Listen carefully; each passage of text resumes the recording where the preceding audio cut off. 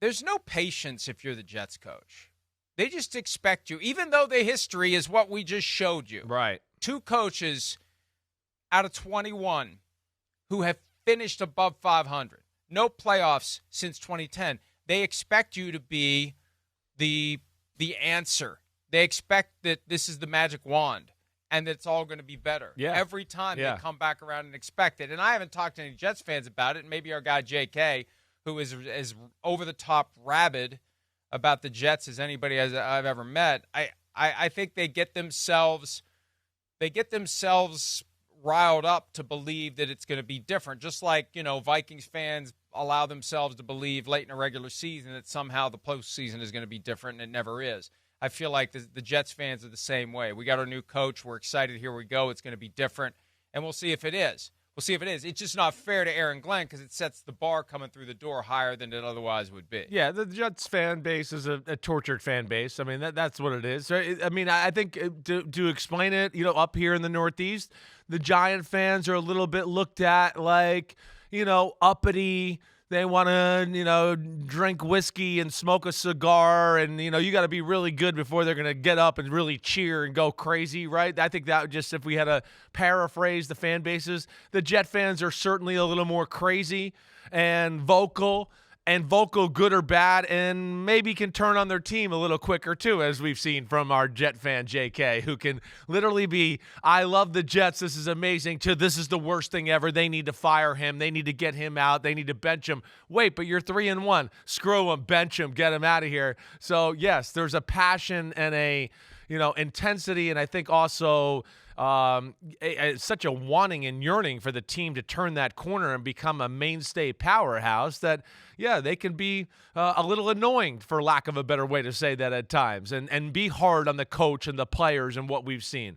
But hopefully this is where Aaron Glenn can get things going in the right way. I mean, like we talked about, there's pieces here to play with. Can he bring some of that Detroit culture as far as the belief in the locker room and the attitude that we saw those players play with on the defensive side of the ball? I would believe he can do that.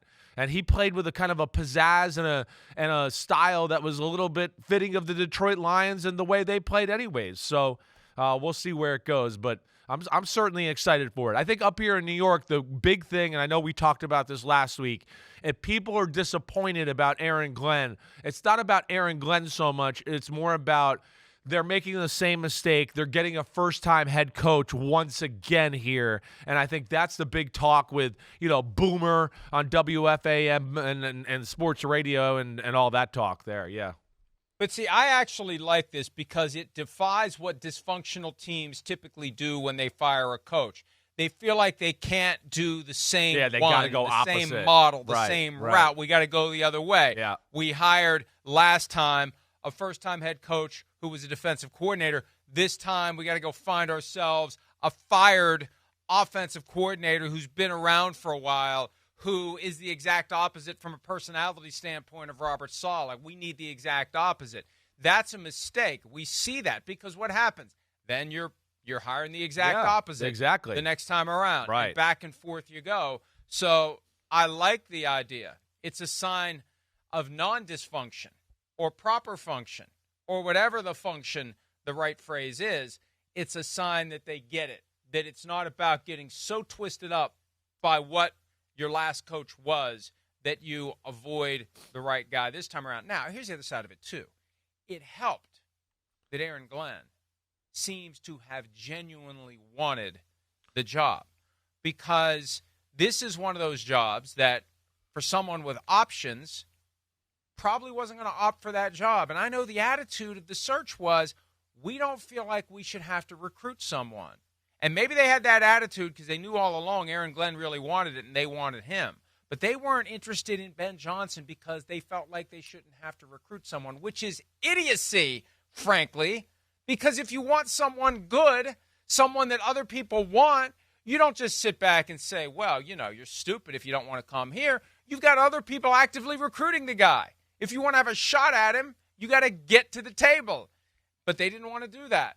They wanted someone who wanted them, and they got someone who wanted them. They got Aaron Glenn, and it's all great for now. When everyone's 0-0, it's good vibes. Renew your season tickets. let's get excited about the season to come, and then we'll see what the schedule is. We'll see what players they get in the offseason. We'll see if they keep Aaron Rodgers. Fairly important question to resolve, which I think the answer is going to be no, and then we move forward. And they still have to hire a GM, oh, by the way. Yeah, that's right. No, they got work in front of them. They certainly do. But I do think there's positives here for everything to go around, and I can understand why Aaron Glenn liked the job. Like we talked about, first off, he's a defensive guy. He's going to be judged by how the defense looks. I think he can make the Jets' defense and that unit much more dangerous than it was. We know it's been a good defense. You've heard me talk about, though, when you play that Seattle scheme, right, it doesn't always maximize the chaos, the F the play up type of ability as much as you'd like. It doesn't create turnovers, right? They might not give up big plays. We're sound. We play fast. We do all that. But they're never the defense that's like, oh, man, they're causing forced fumbles and they're tricking the quarterback with all these crazy coverages and they're making turnovers happen and doing all that. No, instead they're the defense that's really good, but then in a big moment they kind of bend and break and the team goes down and scores because of that Seattle scheme. That's where I'm excited for Aaron Glenn. So he's going to be able to get these guys and make them look like a totally different unit, and I think a scary unit from that standpoint with his creativity and the thing we talk about all the time, game plan specific game plans, right? Just to that one. Last week we played cover 4 like this. This week we're going to play it different according to how this team attacks and some of the routes we see on film. The offense is not bad. Expectations for the Jets. Yeah, the fan base we know is rabid, but I think all coaches like a team, again, where it just looks like, hey, there's really nowhere to go but up. And then the fan base is passion behind that, and it's New York, so there is positives. But the owner and some of the prior moves and some of the things that we hear about and all that is going to be the things he's going to have to manage and fix, hopefully, and get everybody on the same page of that organization. And we'll see if Aaron Glenn has the Midas touch when it comes to that. No press conference yet for Aaron Glenn. Quote that was included on the article in the team's website. This place is special for me from the time I was drafted and practiced on Long Island to the time I came back as a scout in New Jersey. This organization has always felt like home. To our fans, simply put, we expect a winning team that you will be proud of. And that's got to be something that makes the knees wobbly of guys like JK, because they haven't had a winning team to be proud of. They haven't had a losing team to be proud of. They've had nothing to be proud of in the past 25 years, really since Parcells left. Yeah, we had the one Al Groh year at 9-7, but for the most part, it's been bad coach, bad team, bad everything, one after another, with Woody Johnson being the common thread, because the dysfunction in any dysfunctional team flows from the very top. And I'd like to think more and more fans are figuring that out, even though there isn't a damn thing you can do about it because you can't fire the owner. So all they can do is hope the owner got it right this time with Aaron Glenn. Hi, it's Mike Florio. Thanks for watching PFT on YouTube. Hit subscribe for the latest news and analysis from Pro Football Talk.